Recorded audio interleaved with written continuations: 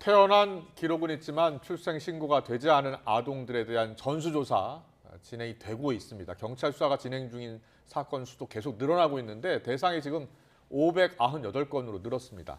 전날 400건이었던 것과 비교하면 하루 만에 198건, 200건 가까이 증가한 겁니다. 네, 그리고 숨진 아동도 더 늘었습니다.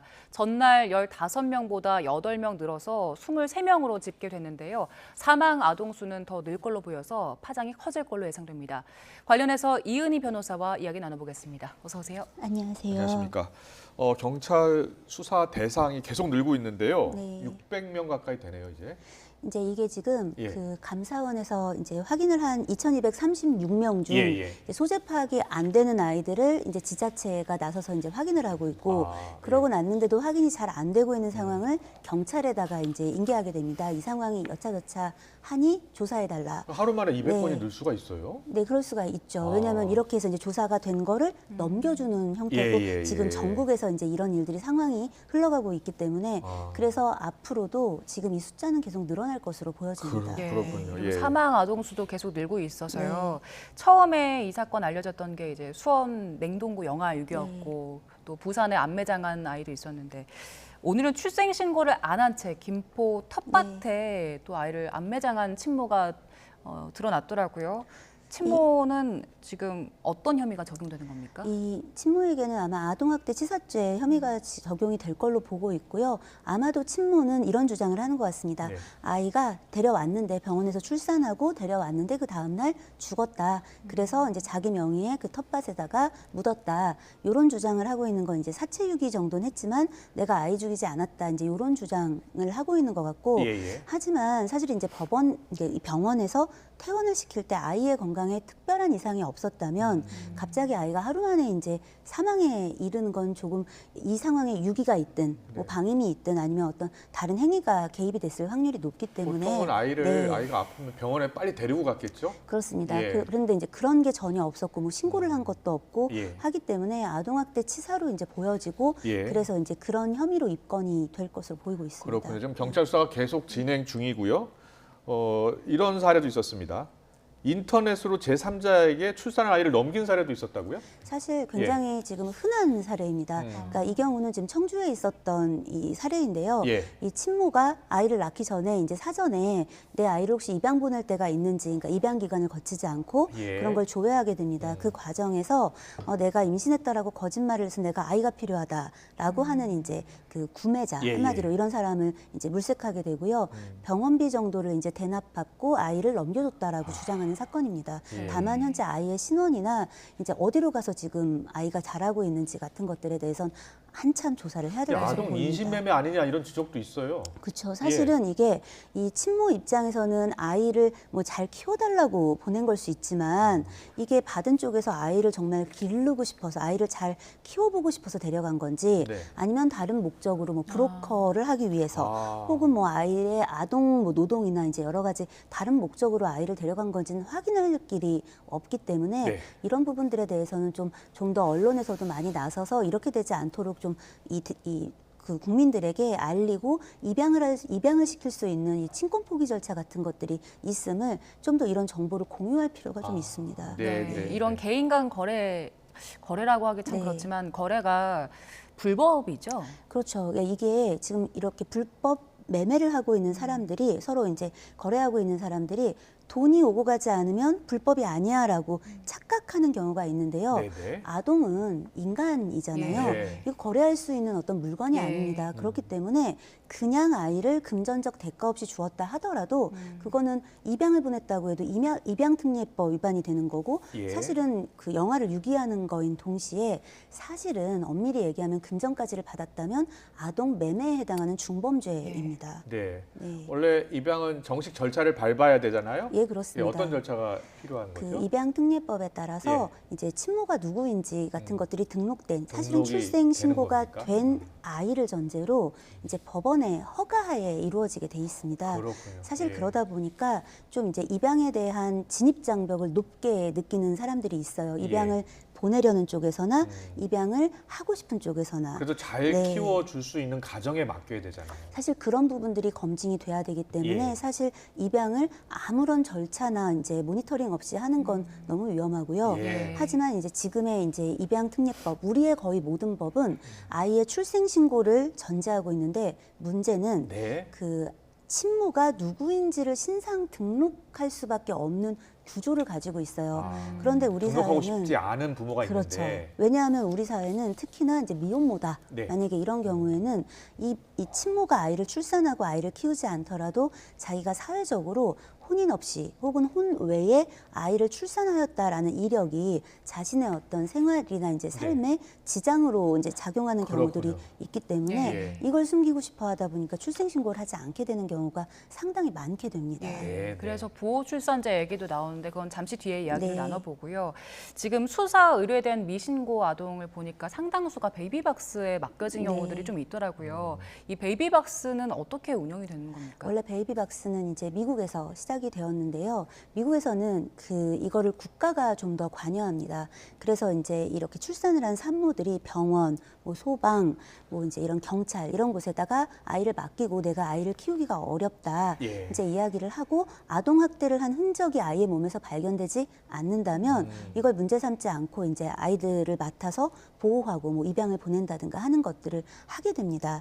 우리는 근데 국가가 개입하지 않고 이제 그 사인이라고 얘기하죠. 사인. 예. 근데 개인이 아. 운영을 하고 있습니다.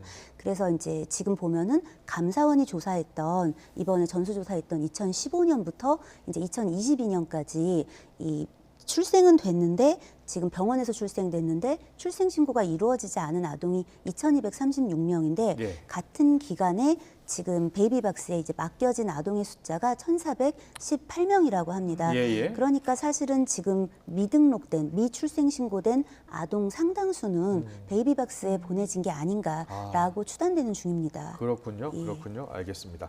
저 베이비박스 유기에 대한 수사도 이루어지는 겁니까? 어떤 점을 사실- 수사하게 됩니까? 이제 이 베이비박스에 예. 아이를 그냥 놓고 가느냐, 베이비박스에 놓기 전에 이제 이걸 관리하고 있는 기관이나 단체에 이런 부분을 좀 상담하고 예. 이제 이야기하고 아이를 맡겼느냐에 따라서 이게 좀 유무죄의 부분이 좀 그렇습니까? 갈리게 됩니다. 예. 왜냐하면 이제 아이를 보호받을 수 있는 상태에다가 이제 이렇게 인계했느냐, 아니면 그냥 놓고 갔느냐. 의 부분 아. 때문이고, 그리고 이제 부모가 실제 아이를 기를 능력이 있었느냐 없었느냐 같은 것들도 이제 영향을 주게 됩니다. 예. 그러니까 이제 이런 부분과 관련해서 아이들이 범죄의 대상이 됐느냐, 혹은 이 출생 신고가 되지 않은 아이들 상당수가 어디로 갔느냐 같은 것들을 확인하는 과정에서 이 베이비박스 쪽 이 조사도 필요는 한데, 예. 다만 경찰 입장에서는 좀 난감한 문제가 있습니다.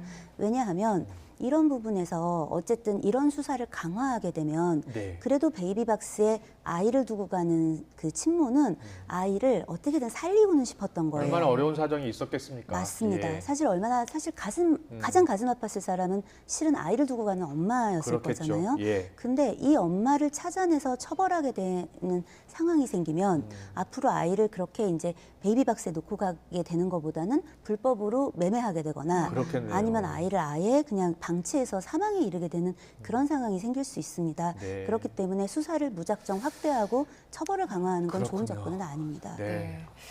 이 영아 살해 그리고 영아 유기 문제가 네. 사실 이제 친모만의 문제는 아닌데 네. 지금까지 유기죄로 입건된 걸 보니까 남성이 10명 중에 2명 정도더라고요. 네.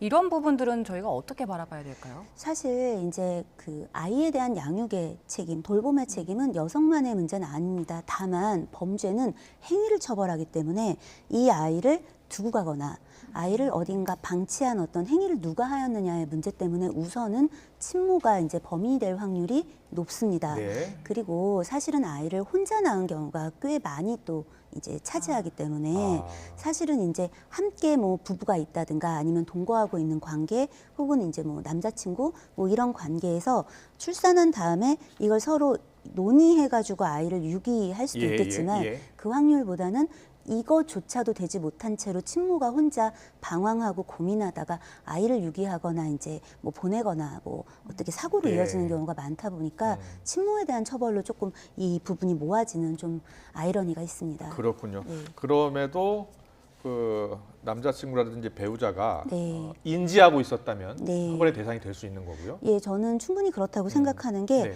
인지하고 있는데 아이가 없어졌어요. 예. 혹은 인지하고 있는데 아이를 친모가 어떻게 유기하거나 방치할 때까지 이거를 전혀 뭐 보고 있지 않았어요. 네. 그러면 그 책임에서 자유롭기는 어렵다고 보여집니다. 알겠습니다. 예. 제도적인 보완 관련해서 여쭤보겠습니다. 이 사건 파장이 워낙 컸잖아요. 네. 그리고 국회가 신속히 법안을 통과시켰어요. 출생 통보제 네. 지금 통과가 됐고, 그리고 또 추가로 보호 출산제도 지금 추진이 되고 있는 거죠? 네, 그렇습니다. 예. 근데 이제 이 모든 문제가 사실은 이 출산을 이제 통보한다는 건 뭐냐면 병원에서 이제 아이를 낳게 되면 의료인이 이 아이가 태어났다라는 걸 이제 지자체에다가 알리는 겁니다. 그래서 등록될 수 있도록. 네. 문제는 뭐냐면 지금 현재 이 법도 친모가 누구인지를 전제하고 있다는 겁니다. 그렇군요. 이 부분은 어떻게 할 건지 같은 것들이 남아 있고 예. 이렇게 되면 이제 병원으로 또 출산을 오지 않으려고 할 수 있잖아요. 그러면 산모의 건강, 또 아이의 맹점이 안위는 있네요. 맹점이 있습니다. 예. 그래서 보호출산제라고 하여 이 친모의 어떤 이 출산 사실을 기록하고 싶지 않은 누군가에 대해서는 보호해주는 좀 이런 지원해주고 보호해주는 조치를 좀 하는 법안이 함께 이제 다루어져야 되는데 네. 사실은 이제 이런 것들이 계속 이야기만 되고 통과가 되지 못하다가 이번에 워낙 사안이 중대하게 이제 예. 이슈가 되니까 지금 하나는 통과가 됐는데 나머지 하나가 현재는 그렇군요. 아직 상임위에도 올라와 있지 못한 쪽으로 알고 있습니다. 아, 네. 예, 예. 좀 다른 나라 사례를 좀 보면 좋을 것 같은데 네. 우리나라에 적용하기 좋은 사례들 어떤 게 있을까요? 저는 그냥 그 영미권이나 그 프랑스, 독일이 하고 있는 것들을 함께 좀 볼 필요가 있다고 네, 생각하는데 지금 이제 미국이나 영국, 뭐 캐나다 이런 나라들은 이미 진즉부터 이제 병원이나 의료기관에서 출산을 하면 의료인이 이 아이가 출생했다라는 거를 그 국가에 통보하는 거를 의무화하고 있습니다. 예. 이것과 함께 프랑스는 사실 심지어 1940년대부터 그 보호 출산제를 하고 있습니다.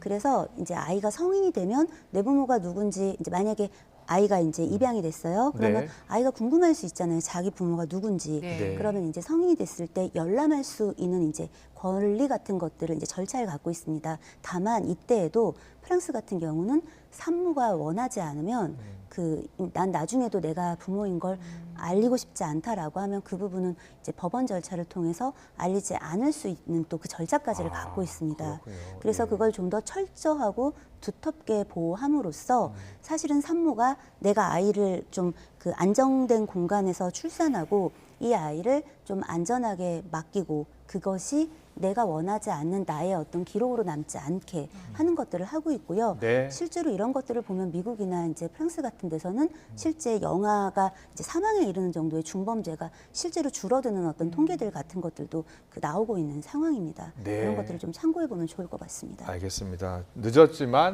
지금이라도 대책 또 관련 법안 잘 만들어야 될 것 같습니다. 이인희 변호사와 함께 이야기 나눠봤습니다. 잘 들었습니다. 고맙습니다.